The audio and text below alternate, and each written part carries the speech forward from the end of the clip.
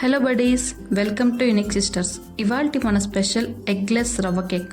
Oven లేకుండా సింపుల్గా ఇంట్లోనే చేసి చూపిస్తా.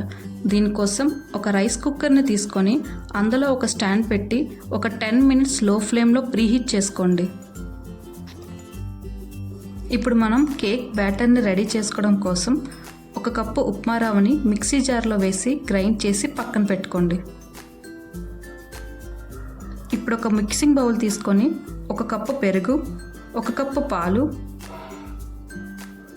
కొద్దిగా ఆయిల్ వేసుకొని బాగా బీట్ చేసుకోండి.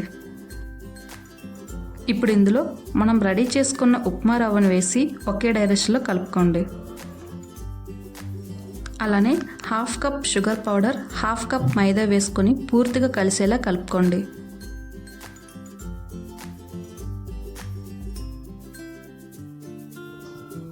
ఇప్పుడు కొద్దిగా baking powder, baking soda, vanilla essence అంటే వెనిలా ఎసెన్స్, లేకపోతే ఇలాచీ పౌడర్ వేసుకొని ఈ కన్సిస్టెన్సీ వచ్చేదాకా కలుపుకోండి. ఇప్పుడు ఒక స్టీల్ బౌల్ తీసుకొని బటర్ కానీ గీ కానీ యాడ్ చేసుకొని కొంచెం మైదా వేసి బౌల్ మొత్తం ఈవెన్గా స్ప్రెడ్ చేసుకోండి. మైదా ప్లేస్లో మీ దగ్గర బటర్ పేపర్ ఉంటే బటర్ పేపర్ని కూడా యూస్ చేసుకోవచ్చు. ఇప్పుడు ఇందులో మనం రెడీ చేసుకున్న కేక్ బ్యాటర్ని వేసి ఎయిర్ బబుల్స్ లేకుండా ఒక 3 to 4 టైమ్స్ ఇలా ట్యాప్ చేసుకోండి.